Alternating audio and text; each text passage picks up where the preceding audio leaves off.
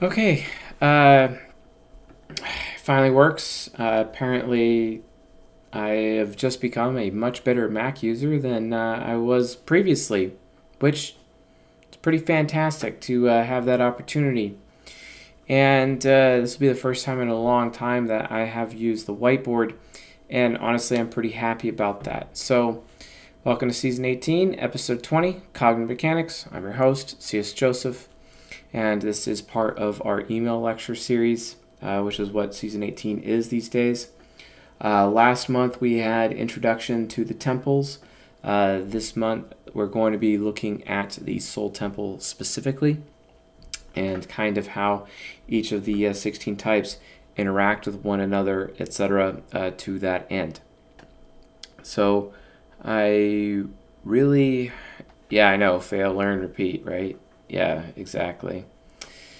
So let's see how this goes. I mean, I'm excited because I have my whiteboard back, and it looks bitchin'. So I'm happy about that, and I'm glad to have that back finally in my life. It's been way too long since my Windows computer decided to die on me after that. And oh my goodness, let's see. Gonna have to turn that off because we already have one on the screen apparently, and it looks so bad and very SE demony. So definitely not the direction I want to go with this. So anyway, let me get a new private window open for this. And we're going to go a little bit dumpster diving from an area that we were not actually able to do last week. So let's do that. Hello, hello, hello again.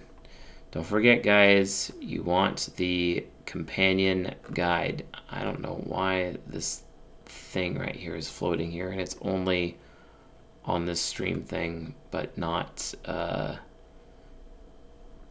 on like my screen, so it's kind of weird. If you guys haven't gotten the companion guide yet, please get the companion guide. It will do a lot for you. Maybe if I could just switch angles, it'll go away. Hopefully. Nope. Oh, I see. Okay, that's why that's there. It's because of this. I don't know why it's doing that. Don't want show secondary display. Let's okay, well, yeah, it's definitely showing up there. Ooh, I can zoom in. That's cool. I didn't even know about that. Yeah, I'm getting distracted, so that little corner thing is super annoying. So let me see if I can get rid of that thing. Maybe make myself a little bit smaller, etc. I don't know why it's doing that. But, oops. And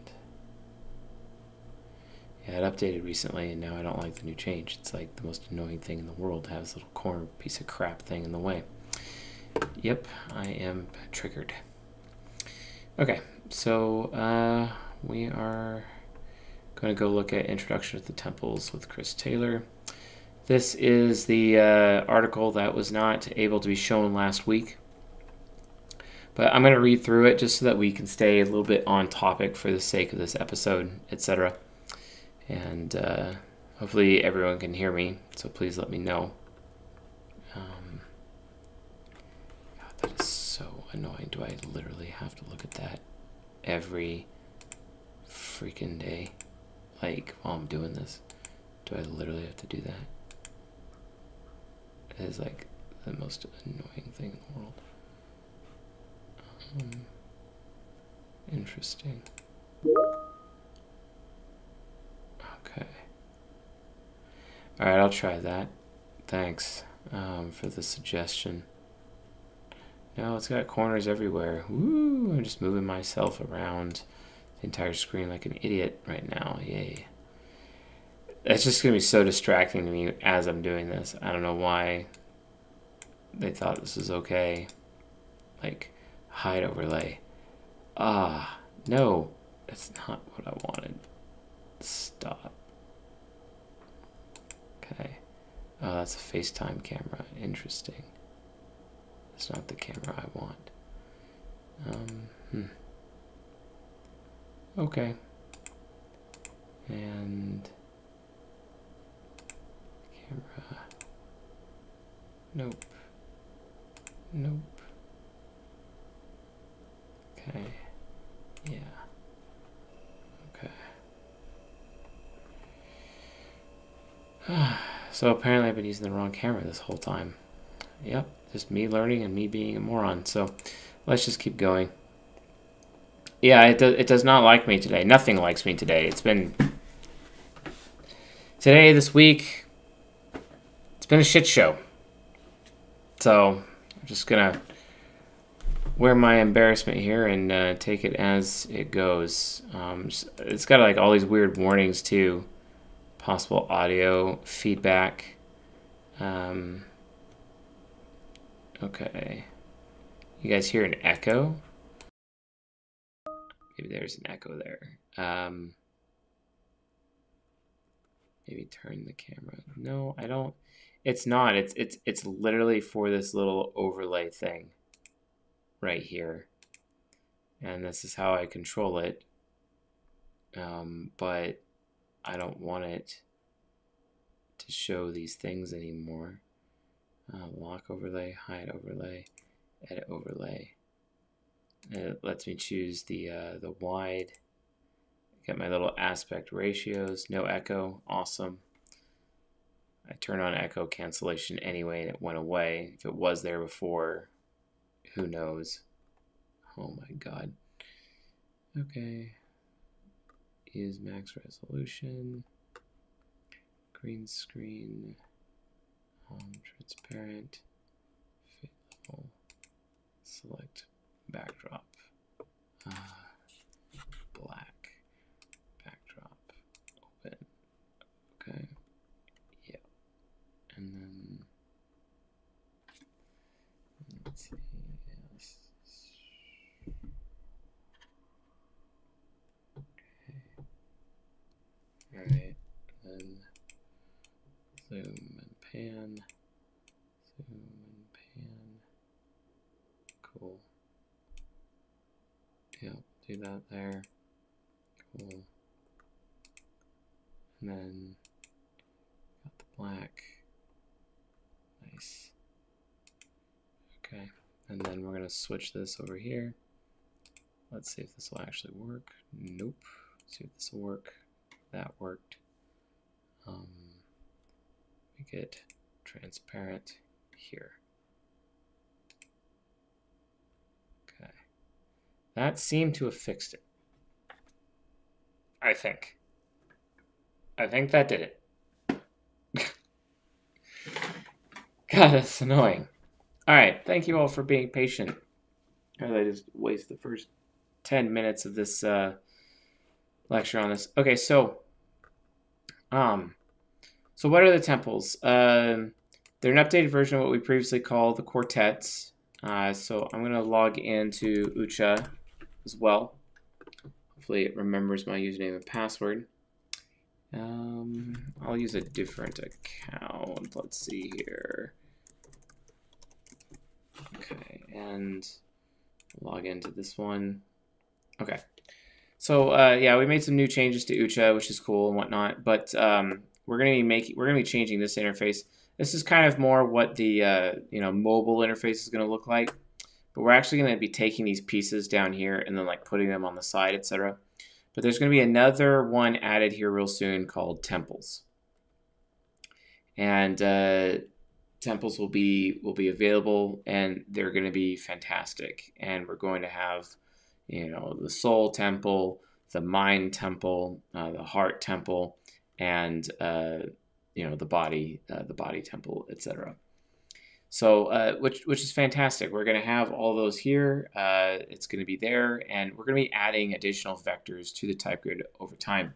And it's kind of interesting that I say that because somebody who is a member contacted me recently and they accuse me of trying to, suck away too many people's money because I am adding just more vectors to the type grid. And I'm like, dude, that's not the point. The point is to develop the science. That's what we're doing. We're giving additional vectors to the type grid for people to use so that they can have an easier time to type people in their life. That's the entire point of what we're doing. Not only that, understanding the individual nuance of each aspect that we choose for the type grid as we move throughout, etc., and understanding these things, it's going to increase our ability to type people. And that's ultimately, the direction that we're going. Having accurate psychoanalysis is critical in order to making this enterprise remotely possible. And one of the missions of the UCHA application is to give people a 100% cohesive result. Of course, if you were to present this to somebody, you would want to turn on the tips button, which puts in all the additional information, plus having these tool tips to help them make their choices, which it's really easy that way. I mean, if you can rely on the tool tips, I maintain it should be easy enough for a TE user to utilize UCHA, because while UCHA follows a process of elimination, which is what a TI user would do, because I'm a TI user, and it's very appealing to TI users, we are actually designing the software with TE users in mind. And this is why we are spending so much time developing additional vectors here, because having a lot more knobs and switches and toggles for TE users to play with, it should appeal more to their inductive reasoning and help them draw a more accurate conclusion. Ultimately, this software is, not to sound selfish or delusional, but this is actually kind of being designed with wayfarers mostly in mind, because something that we've noticed about wayfarers specifically is that when they're using software like this, from a social media standpoint, it just doesn't. They hate social media. I mean, of course, anyone would say that they hate social media, but in terms of people that actually use social media versus people that don't use social media, I have noticed that these four types typically do not use social media the most, with NTJs being the least used of all of the types. So we're designing all of this basically around the ENTJ and the INTJ the most, because if we can get them to want to use it, then everyone will want to use it, basically. And so it's really hard to get them to adopt something like this and use it in their daily life. So this is why we're going out of our way to add additional vectors to the type grid, and the software will be updated as a result. I think new vectors that we add will actually be a paid feature. It's not something that's going to be added by default, just like the journal is going to be a paid feature, etc. So there's going to, and custom dashboard is also going to be a paid feature. But no worries, the paid subscription to use this app is going to be insanely affordable, really, really affordable. So don't worry. I think we talked about it being like $1 or something insanely minuscule. So the reason why is because we need to be able to bring in some money to help continue to fund the development of the application into the social media that we're going to be turning it into, to the point where it's going to fundamentally transform how we do things. The thing is that just identifying specific workflows to give people the best user experience, that's what's going to be the difficult piece. But I'm reading some books around that. So yeah. But anyway, I just wanted you guys to understand why we're doing this. So you guys can understand that it is valuable. So anyway, the samples are an updated version of what we recently called the quartets. We've made some references to quartets in the past. There's a cutting edge episode devoted to quartets, which is the April 2020 episode. If you haven't seen this episode, I actually recommend you watch this as part of a companion. Since season 18 is being basically emailed out to the rest of everybody, I would think that would be important as well. and we're possibly going to be adding an additional content piece that is going out every month with the emails. So every 2 weeks, we're going to be having an additional piece of content going out. So there'll be 2 pieces of content per month for our email list. So just keep that in mind. Stay on the email list, or encourage people to stay on the email list.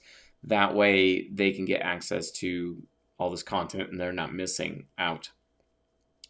Okay, so for those that are new, obviously they're the specific combination of 4 types within your mind. For example, INFJ, ESTP, ENFP, and ISTJ. These are the soul temple, etc.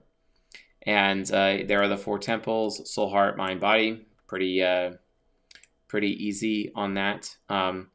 Although the order with which they are presented here, I don't entirely agree with. And we're going to be talking about that as part of the Season 18 episode.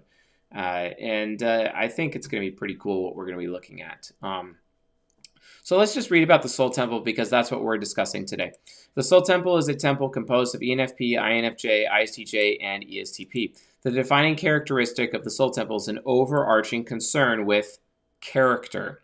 Generally speaking, the Soul Temple is concerned with other people's souls, or core identity. In specific terms, they are concerned with authenticity and whether others are presenting themselves truthfully or not. Nothing enrages this temple more than inauthenticity. Yet, let's be honest, they're also the most inauthentic of all the types. I had a very fiery fight with Railgun, actually, this week, which we tend to do in our marriage from time to time. And basically, I was calling her out for being a fake person consistently. And her inability to open up to me is proof of her being a fake person, and how I feel not wanted, neglected. What's some other ways of doing it? Because, any hero in a marriage like that would not feel wanted. We would feel neglected. But worst of all, for an ENTP, not feeling trusted, for example. So like what sparked is that she left our home for a little bit to go talk on the phone, and then she came in, and I'm like, "What are you doing?" Because she's never done that before. This is like the first time she's ever done that, right? And so I asked her, like, "Okay, so what are you doing?" She's like, "Oh, nothing." And I'm like, "What? Really? You just said that?" And I lost my shit. I lost my shit at her. I was like, "What the hell? What the hell is that?" And the thing is, though, is that she started to realize that she's having a type of performance anxiety because she's bleeding into her subconscious.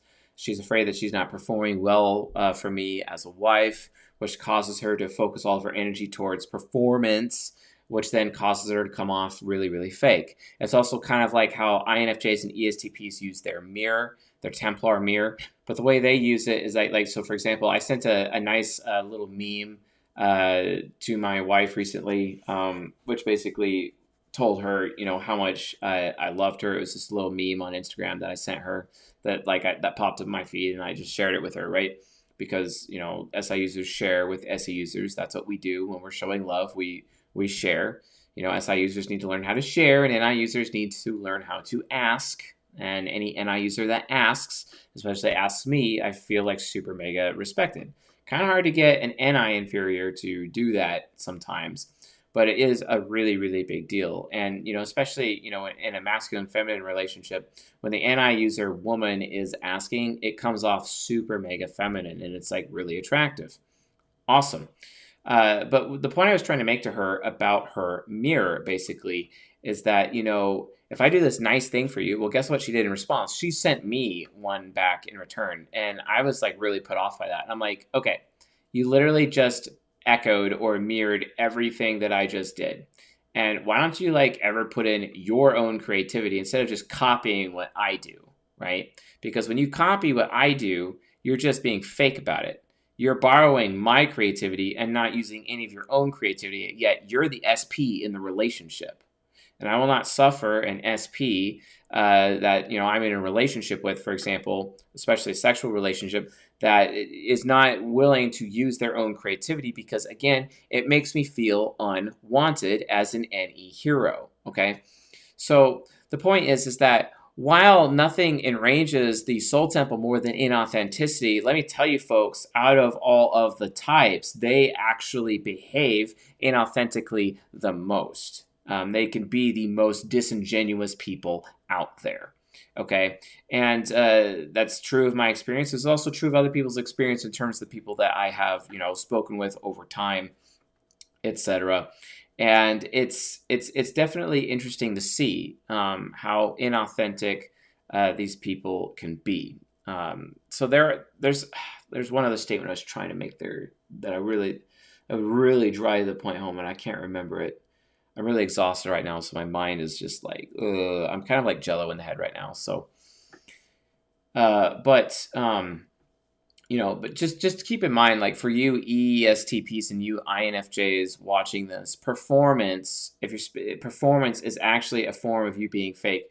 And I've had to tell people in my life, especially people that I have sexual relationships with, I've had to tell them, like, look, I don't want you to be perfect. I don't want the best woman. I want a real woman. And then once I have a real woman, we together can work together to turn you into the best woman, or be among one of the best women out there, while I continue to be on my path of continuous improvement to be the best man. That's just kind of how it works.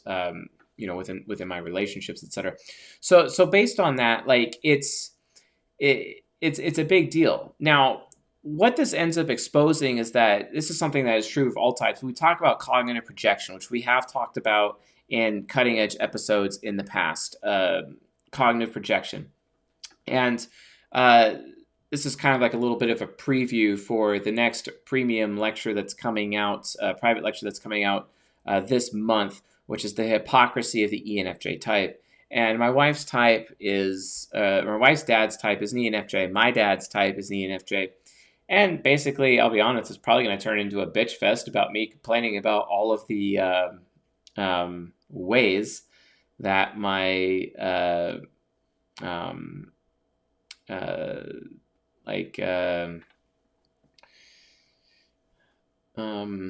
that they're hypocritical, basically. Now, one of the things is that I've noticed is that, in a parenting situation, like parents often parent their children assuming that the children are just like them.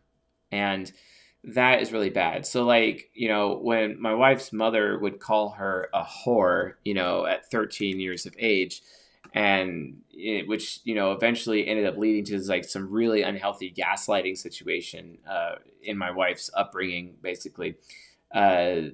That's well, her dad did the same thing. They both did the same thing. Well, guess what? Well, when they were that age, they were whores too. You see what I'm saying? Like there's a cognitive projection there. It's a serious problem, and again, this further contributes to how the temples interact with people. And projection is one way that the soul temple is able to measure other people's character, basically. It's so funny because whenever you talk to any of these types, these are the types that understand projection the most, in terms of people judging others, because they project the most. They punish other people in the way they are to be punished or should be punished or have been punished in their life, because how a person perceives punishment in their life is how that when they assign the label mentally to punishment, that means they're getting hit the hardest in that area, basically. And then they take that punishment and they execute that punishment and mete it out upon other people, right? And this is another aspect of the soul temple. So let's continue, though. The primary concern of this temple is the character of themselves and others. Is their character deep or shallow? Is it strong or weak? Because this temple is so focused on character, the types that inhabit this temple often have extreme virtues and vices. Ain't it the truth? It is and can be definitely extreme. They possess either very strong or very weak characters with little in between. Damn straight.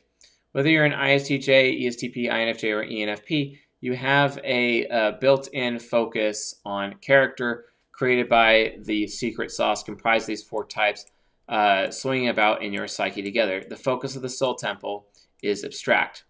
So not only is the focus of the soul temple abstract, it is the absolute most abstract of the temples. And we're going to be explaining why in just a minute. Because when it comes down to the quartets or ultimately the temples, a lot of people don't actually understand how this directly applies to cognitive functions or the type grid, etc. But when you look at the cognitive functions, you can actually see an amazing pattern within the soul temple themselves. And I'm going to be breaking down specifically what that pattern is and what it should be so that you can come to understand some specific aspects about that. So, okay. All right. Just double checking the comments here to make sure I am on track. Now, notice how right here, this right here, the order with which these types are presented, it is a very interesting way of looking at it because I'm going to show you how cognitive functions actually fit together as a result. So let's do that now. Let me find my whiteboard program, and hopefully my little thing is not going to fail as I do this. So let's see here. We're going to go here, and I'm going to go here. Let's see if this is, oops. Okay. Awesome. That'll do, pig. All right, let's clear everything here. Okay, cool. All right, cool. So you guys can see this correct, right? It's coming in through correctly. All right, the soul temple. So, and we're going to change colors. Let's see here. All right. We're going to do purple because I'm in a royal mood today. Maybe it's because I'm a royal pain. I don't know. All right, so the soul temple. Obviously, we need to keep track of something very important that we've talked about earlier. And in fact, this is at the very beginning of season 18. And that is input, process, and then output, and then feedback. Very important. Input, process, output, feedback. This is a systematic loop of almost every aspect of our cognition. It also is an Ouroboros. This is an Ouroboros. And understanding this Ouroboros, you can actually start to map out literally how energy is moving within our souls, basically, in our minds, our psychological energy that travels our neural pathways in order for us to cognize or come up with some kind of cognitive result that results in an action or a thought, a perception, or a judgment in some way, shape, or form. Everything at a base level can be reduced to this system. This is why basically the human soul is in effect a machine. Okay, input, process, output, feedback. All right, so let's apply what exactly that looks like. Oh God, give me the blue. Okay, cool. So we're going to have right here. We're going to do ISTJ. Okay. Then we're going to have ESTP, all right? Then we're going to have INFJ, okay? And then we're going to have ENFP.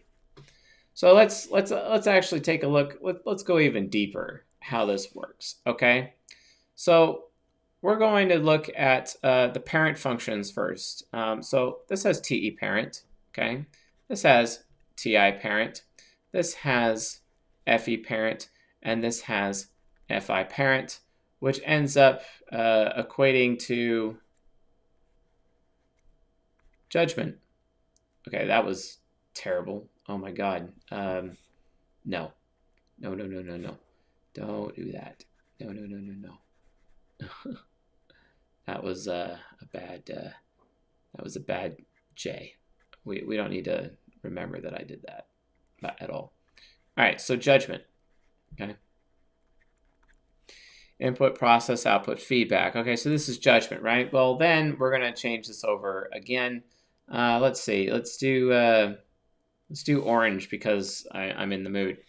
Let's do it this way. Or no, actually, let's not do orange. Let's do teal. Okay. So we have ENFP, okay? And then we have INFJ, all right? And then we have ESTP, and then we have ISTJ, okay? All right. And then we'll do some orange, more orange. And then we have NE, and then we have NI, and then we have SE, and then we have SI. And that ends up becoming perception, okay?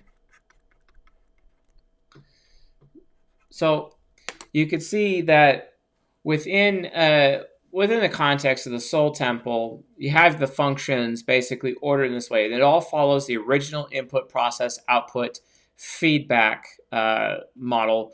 Within that we used within the season 18, the very beginning of season 18, some of the very first few episodes relating to season 18. That's where it was.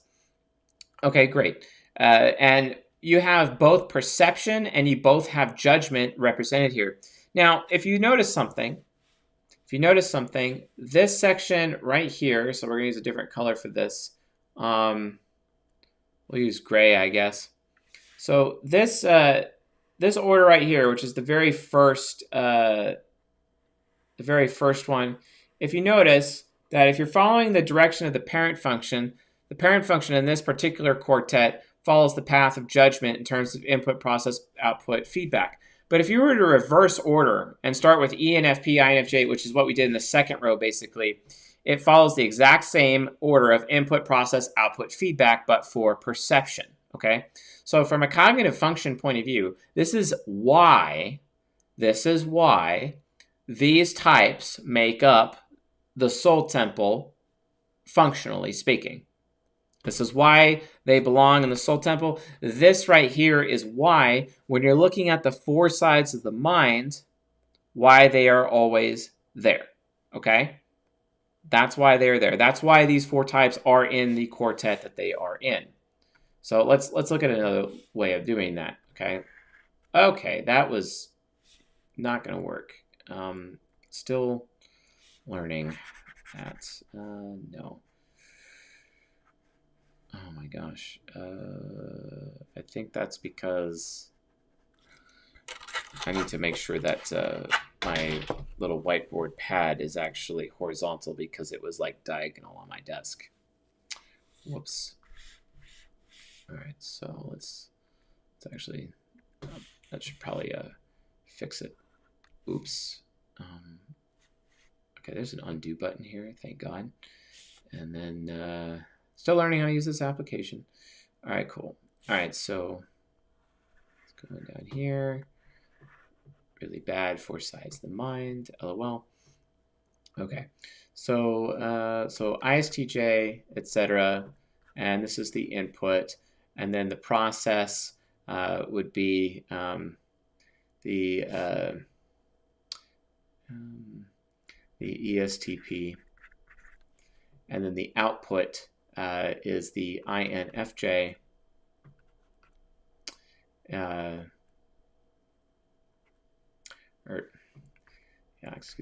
INFJ is here, and then this is not that. Just ignore that. This is the ENFP side. Okay. So the feedback. So notice that, like, when you're looking at an ISTJ head as part of the soul quartet, the order of operations that it goes. Okay. So it's going counterclockwise in this regard. So we got input here, and then we have process here, and then we have output here. And of course, the input and the output would be completely diametrically opposed, in terms of the ego superego relationship that we've been discussing when it comes to cognitive reflections, etc. Because obviously the output would be a reflection of the input itself. Fair enough. And then from the ENFP side, we have the feedback. Okay. Isn't it interesting that the processing is actually in the amongst the critic function in the shadow, because this is where a person's wisdom exists, right? But then we have happiness over here coming out.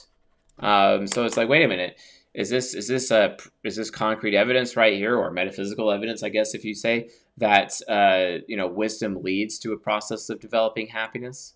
Is that really the direction that it should go? Okay. I mean, if you were to actually, and this is just for decision making. This is not. This is not necessarily, something that, obviously you could do the same model for perception, etc., but it's the same type of thing. But the point is that when you consider gateway functions, okay, when you consider gateway functions, they are still following this pattern, within this. But then you get to see how the parent and the child also represent. So each of the axes within these four sides are all interacting in this way. And the information is going in and out, in and out, in and out, in and out, in like an infinity loop. This basically means this is a personalized Ouroboros type of situation, which is going in a loop. All right. It's a personalized Ouroboros. All of the information is being passed through judgment and perception. This is why we're even able to have cognitive access. This is why we're able to have cognitive orbit. This is why we're able to have cognitive reflection or reflector functions. This is the temples basically themselves are the foundation or the base template or blueprint for each of our own individual minds. This is why the temples themselves technically have the highest importance, in my opinion, based on what's all out there, because without the temples, without these blueprints, basically, our brains would be incomplete. We'd be even more incomplete than we technically are. We would not be able to have a self-contained ecosystem within our brains, basically. And it follows the input, process, output, feedback point of view. Okay. So you can now, regarding this, there's a lot of different ways. Oops, that is not what I wanted. Okay, so I'm going to switch this up here. Going to erase a bit more. So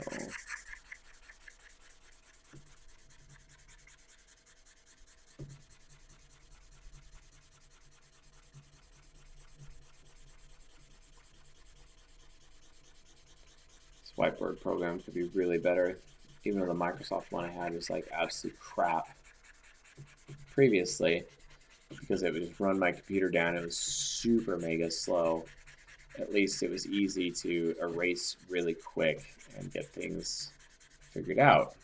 So, but whatever, this will do. This will do. All right. Okay. So let's talk about roles.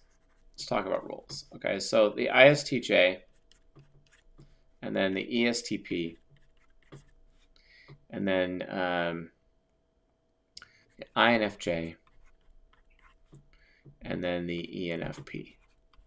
Okay. So from a judgment standpoint, input, process,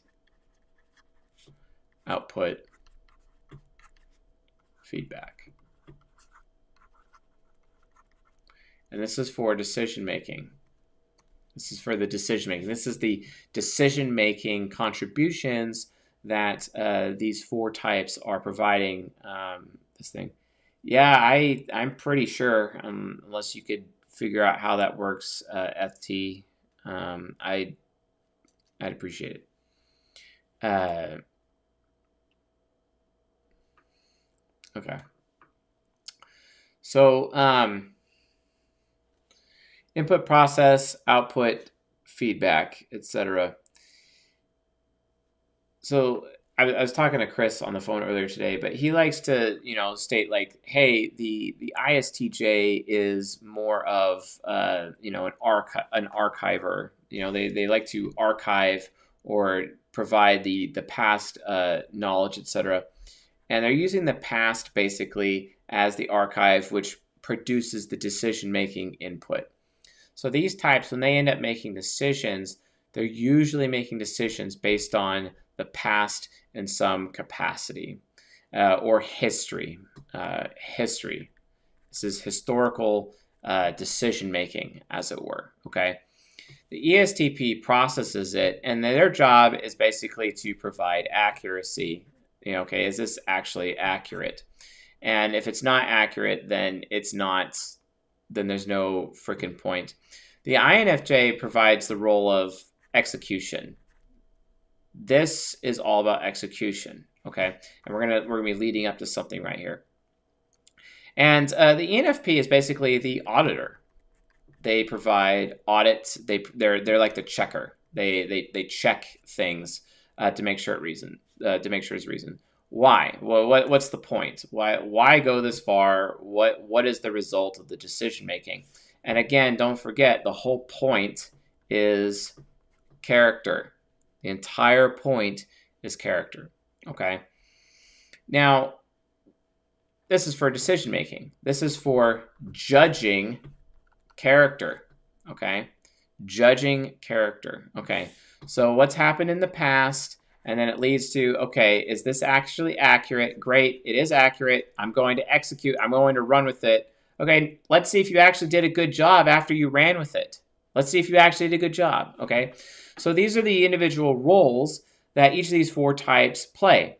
And you can have the soul temple together in one place where you have four different people with different egos, each of these egos acting in a certain way. You also have the soul temple inside of a person's head, and each of these roles play out in each individual person's head, and then they also take on this role within the soul temple if you have everyone at the soul temple in the same room doing some kind of activity together, etc. Or maybe they're just interacting each other. But again, it's all from the premise of judging character, in terms of decision making. It's all about judging character and what that basically means, okay? So based on that, there's a few other ways of looking at it. So another way of accuracy is like determining its determining strength, I guess. Determining strength or determining integrity, judging integrity, etc. per se. The execution is like basically being integral is another way of looking at it with these four types, being integral. The ENFP basically then, because they are the feedback, they need to know that the standard that is being produced, they end up becoming the embodiment of the integral or the of the value or the standard or the standard of character that was created, an embodiment. They are all about being the embodiment of the character itself. So out of all of these, it is actually the ENFP for the soul temple that has to live by example. It is all about living by example. The ISTJ, they're just trying to, what standards are out there? They're looking for the standards. They're looking for, the morals or the values, etc. What is the history of the values? What is the history of the standards? What's the standards and norms? What are the norms out there? The ESTP is going to determine if those norms have any value or meaning of any type of thing, because the ESTP is like, okay, great. I see your behavior. I'm going to test your behavior. I'm going to test your behavior to make sure that that you actually still have integrity. They are the integrity tester. It's one of the reasons why ESTPs butt heads with INFJs so much. Because the ISTJ also butts heads with the ENFP, because the ENFP is constantly trying to live by example, but then the ISTJ sees the ENFP's example and criticizes the ENFP's example of good character, basically, because the ISTJ is aware of past good character that was the standards and norms of the past, or historically the standard and norm, historically what people would consider is a good thing, basically. And then all of a sudden the ISTJ sees the ENFP living the embodiment of a new standard, or a refined standard, or a refined integrity, a refined character, basically. And the ISTJ is like, oh, I can't deal with that. I can't deal with that, bro. I can't deal with that. Not going to happen.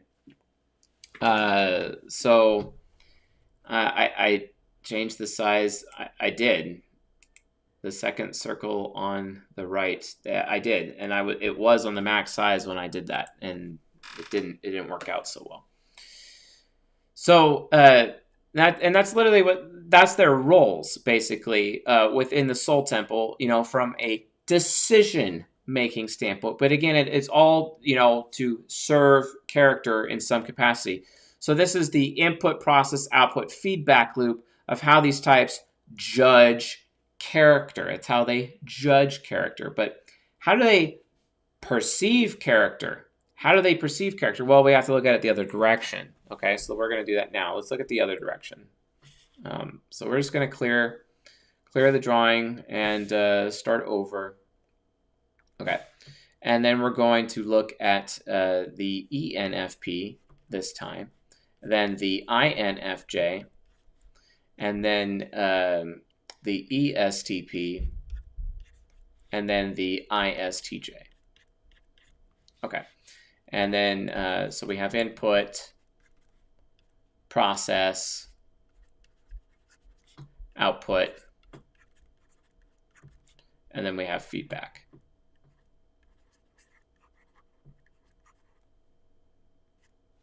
Okay, input, process, output, feedback, and the ENFP is providing the NE, this is providing the NI, this is providing the SE, this is providing the SI, etc. And they are searching a form, they're trying to perceive character. So, so what could character, oh my God, that was frustrating. Oh, God, that's annoying. All right. So what character is possible?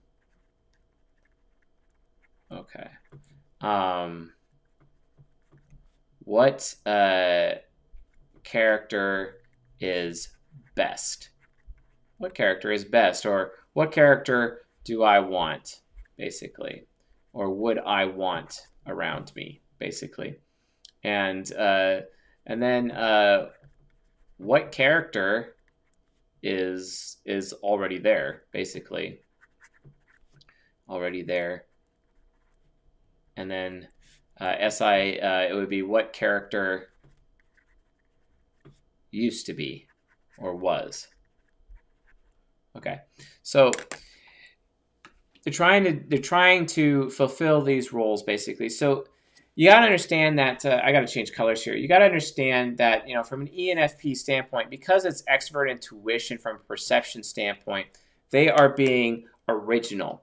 They want to know what potential humanity has, what character potential, what human character, or a person being humane, or what is all of the humane potential that humanity could be, basically.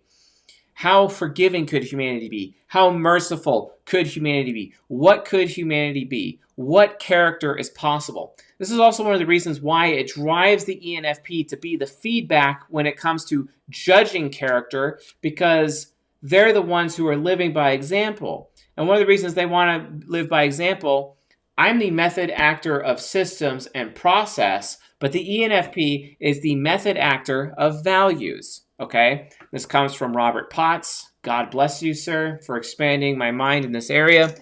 But his point is that any heroes method act. And what any heroes do is that we try on things. I try on new systems and ways of doing things and living life. I try on lifestyles, basically, to see if they work. And then I parse away what doesn't work and keep what does. And that second skin actually becomes a part of me. ENFPs, They go out there and they try out possible value systems, possible standards, possible character, basically. This is one of the reasons why sometimes they can look really, really disingenuous and inauthentic, because while they're trying out a standard or a character, basically, or an integrity or a moral or a value or a standard, etc., when they're trying it out, people that are around them, that have been around them all the time, they're not used to the ENFP behaving that way.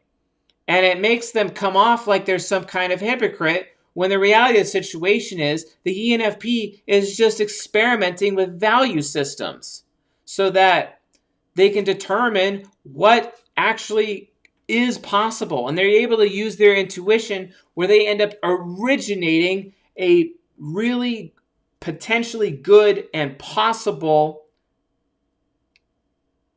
character that humanity could have. And the ENFP is going to try out that character, basically, put that skin on, etc., so that it'll be there. And then they go share, because their SI is about sharing. They go share that with the INFJ.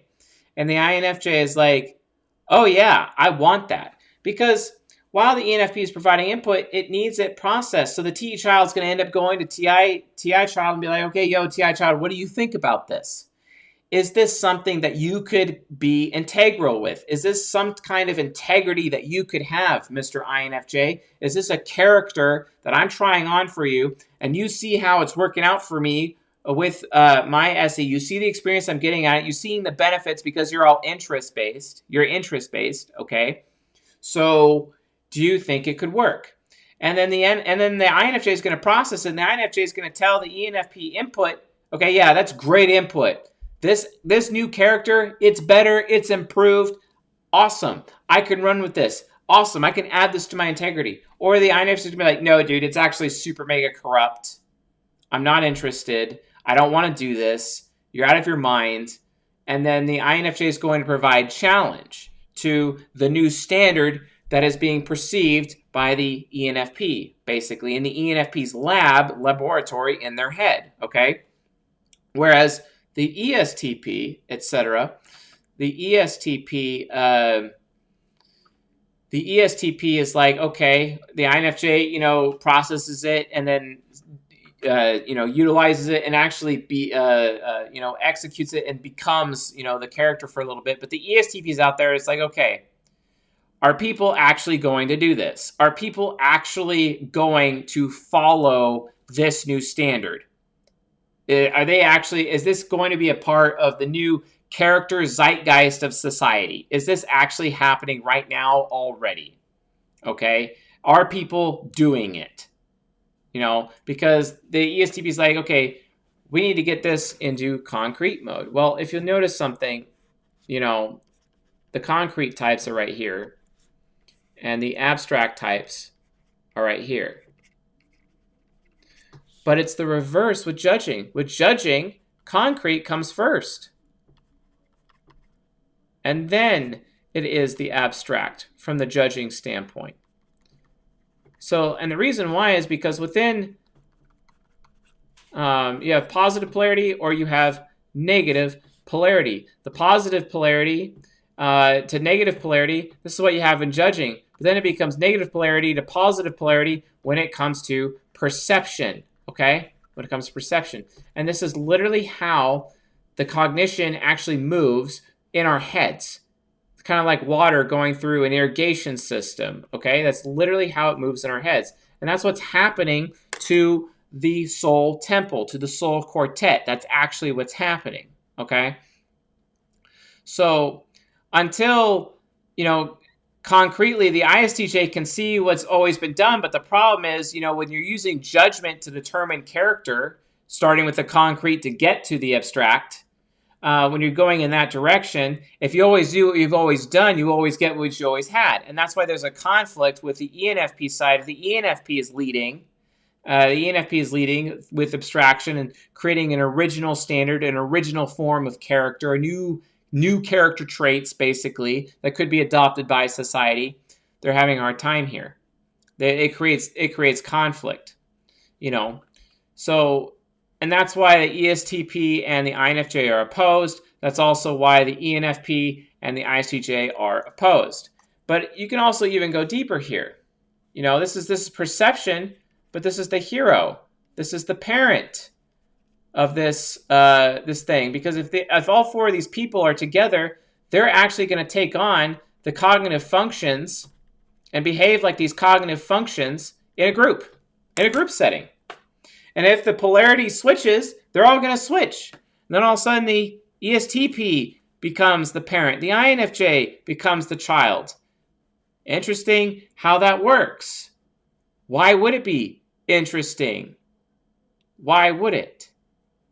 Because if the INFJ is the child, and this is the judging thing, when you're reversing the polarity, going to concrete to abstract, guess what? INFJ is TI child. And it is the ESTP that has TI parent, yet it's in the parent position. See what I'm saying, guys? And then the SI ends up becoming the hero, while the NE becomes the inferior, because when it reverses, okay? I hope I'm making sense. Do you guys even understand what it is I'm trying to tell you? I need some feedback from the audience right now. Do you guys understand what it is? Or am I just like talking out of the side of my neck and no one gets me, right? I'm just trying to show cognitively the inner workings of this quartet. Not only how it works within a person's head, but also how it works, in a group setting with other members of the same soul temple, of the same temple, okay? Or am I just, my stream end and I've been talking this whole time not realizing what's going on? I have no idea. I don't know if anyone can. All right, well, at least Melissa Walker is here, so thank you, Melissa. So yeah, that's where. So these things you need to come up with this. Now, if we're going to talk like vector, how do we use this to actually type people? It really comes down to identifying the roles. Okay, if you can figure out if someone is within the within this temple, and you can figure out they are one of the types within this temple, it really comes down to understanding what their role is. What role are they playing? And the roles can be split into two different ways. What role do they play on the judging side of the quartet? And then what role do they play on the perception side of the quartet or temple? What role are they playing, etc.? And then you can actually look at cognitive attitudes and directly place those cognitive attitudes on top of each of these four types, and you're using, when you're analyzing, okay, which could they possibly be in the soul temple? If you're looking at the type grid, etc., and you're using this as a vector, which specific role are they taking? And is it an abstract role? Is it a concrete role, basically? Is it a judging role when they're talking about character? Because if they're talking about character in a conversation, or you bring up a question about character, are they perceiving about it? Are they judging about it? And are they being concrete about it, or are they being abstract about it? And you break it down into those pieces, and then all of a sudden you get to kind of get an idea of where they actually sit within the quartet itself, within the temple, etc. So yeah, this is basically how this works. It really comes down to understanding that there is an input, process, output, feedback role to each individual one of these types within the temple, but then it's either forwards or backwards, depending if it's judging or perception, depending on what they're actually doing. What is the polarity? Are they judging or is it perception? And depending on what focus or what the intended goal is of the soul temple at that point in time, they will change their roles, and that's what their roles are. So you just have to be aware of the two potential roles, because each of these types has the roles. So the ENFP is either the input or the feedback. The INFJ is either the process or the output. Same thing with the ESTP. They're also either the process or the output. And the ISTJ is also either the feedback or the input. And that right there, folks, is the specific vector in question. That is the specific vector in question. and knowing how to translate input, process, output, feedback, in translating it into judging versus perception, and then eventually concrete versus abstract, vice versa, etc., you will be able to use this as a vector on the type grid. But again, it's got to be centered wholly around input, process, output, feedback first when you're making that decision on using the type grid. Because again, it's input, process, output, feedback centered around character. Okay? And that's what matters. And then all of a sudden, each of those types have a certain role when it comes to assessing character or judging character for humanity, for themselves, for their community, for their families. It doesn't matter. That's where it is. So yeah. Yeah, and the concrete versus abstract, that is where people are likely to get lost. But the thing is that if you can at least focus on input, process, output, feedback, you don't actually have to know if it's concrete or abstract. You don't even have to know if it's judging versus perception, because pick any of these types. If it's an ENFP, there only will ever be input or the feedback. If it's an INFJ, it'll only ever be the process or the output. If it's an ISTJ, it'll only either be the feedback or the input. If it's the ESTP, it'll only ever be the output or the process. As long as you're looking at it from the filter of input, process, output, feedback, you will be able to determine what role that they are playing and what roles these types have within the soul temple and when centered around character.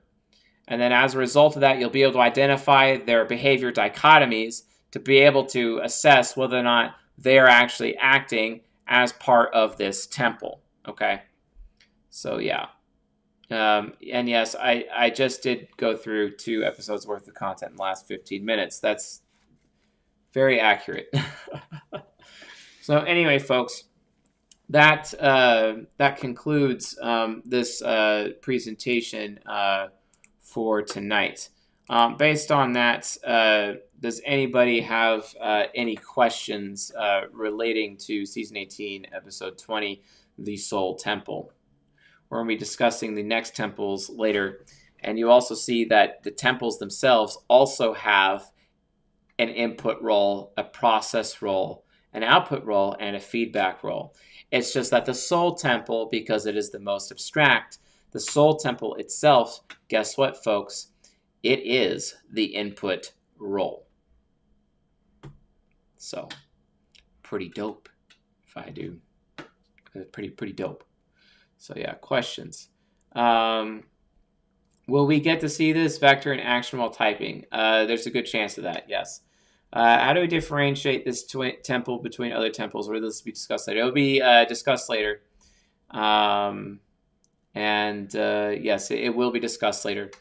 We're going to do 3 more episodes centered around the temples. And then after that, we're going to be inviting Chris Taylor back again to do a conclusion where we're going to be looking at interactions within the temples and without the temples, and how they interact with each other in like a group setting and how they interact as individuals, etc. But basically, the temples themselves really expose the why behind a person's cognitive behavior and the specific roles that they take on as a human being in their life and their whole motivations, etc. thereof. That's specifically what the temples do, and the temples basically provide the foundational template for the rest of basically everything. Granted, it all fits together with everything else, but the temples ultimately have the highest importance, based on that internal role-based interaction surrounding the Ouroboros of input, process, output, feedback. Okay. Do roles change during cognitive transition? Yes and no. The roles basically stay the same. It's just that some roles may become more primary temporarily, or some roles may become secondary. It can go either ways depending on the polarity of where the person is in their head. Basically, the position of that, which function is the most active at that given standpoint. But that's really hard to talk about because then you're going to get into the territory of how extroverted functions are technically don't exist, while introverted functions actually do exist. And introverted functions are the cause, whereas extroverted functions are the effect, I guess would be a better way of metaphysically putting it. So hopefully that answered your question, Robert. So yeah. Okay.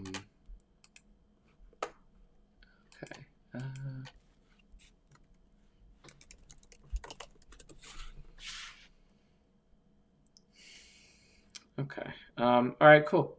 Well, I don't see any other questions come in. Hopefully you guys enjoyed this lecture. And, oh, there's Jay Patel. If the polarities switch inside of the temples, will they switch outside of the temples too? For example, the soul temple being input, but also the feedback when flipped. Technically, yes. But I want to save that for when we have Chris Taylor on as a guest, because I think he'll be able to package that up in a way where I'm not like glossing over so many details within these lectures, etc. It just needs to have that little TE child package to be able to articulate it in a way that I don't want to say is more acceptable. It's more of like in a way that could be easier to receive. How does cognitive focus impact us? All that is, Abel, is that cognitive focus is basically preferred roles. It's what you which role that you actually prefer to do the most, essentially. A preferred role with an input, process, output, feedback. What position do you like to play? Are you a first baseman or are you a shortstop? Are you a second baseman? Like what's the preference, right? All it is it comes down to is preference. And the temples themselves, basically, if you think about it, the temples themselves are literally also so the new Enneagram that I'm going to be releasing is actually based solely upon the temples and their roles, basically, and the specific roles, and then identifying a person's preferred role within their own cognitive temple, basically. That will help determine cognitive focus, and it will be basically the new Enneagram. So, shh, don't tell anyone. It's going to be fun. So, yeah. All right. Glad you guys liked it. Thank you for watching. I'll see you guys next month for Season 18, Episode 21. May see you guys tonight. Not really sure. Later.